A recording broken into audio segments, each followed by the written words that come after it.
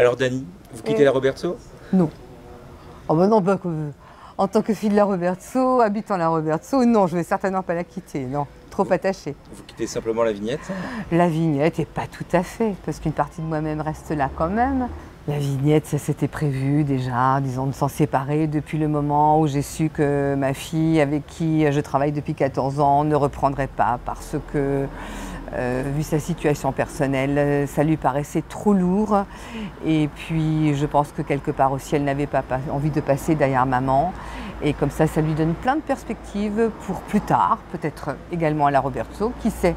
Quand son petit garçon sera un petit peu plus grand, je crois qu'elle a cette idée dans la tête. Et puis j'espère qu'à ce moment-là, je ne serai pas trop vieille pour lui donner encore un petit coup de main. Non, on verra d'ici là. Ça fait combien de temps maintenant?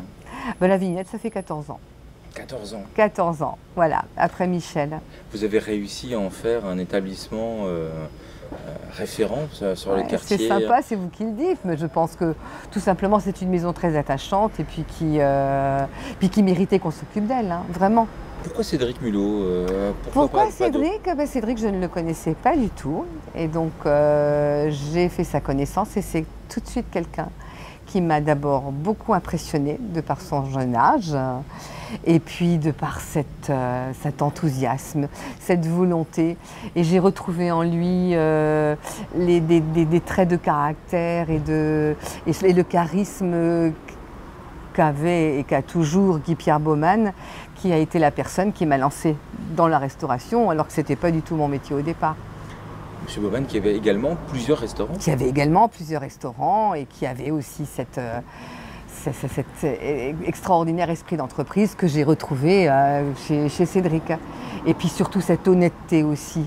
Cette honnêteté dans sa façon d'être et puis ce côté un peu fou et ce côté surtout entreprenant.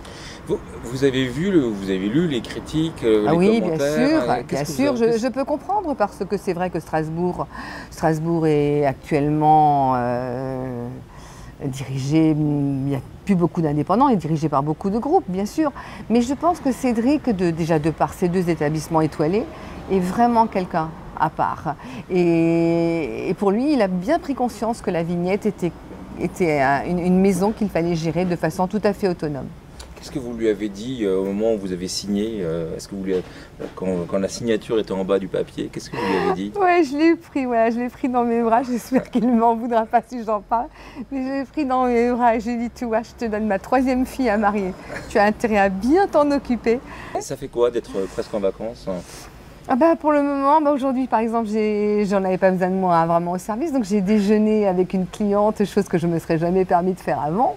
Et un petit sentiment de culpabilité quand je vois travailler mes collègues, mais non, pour le moment, voilà.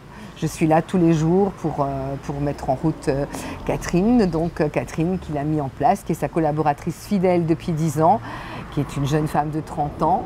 Et qui est très compétente et très douce et voilà, à qui je la présente à tous les clients et puis elle prend ses repères et elle est surtout, elle a aussi le coup de cœur pour la Vignette. Et donc vous restez à la Robertso? Et je reste à la Robertso. Merci beaucoup, Voilà. bonne continuation, bon vent.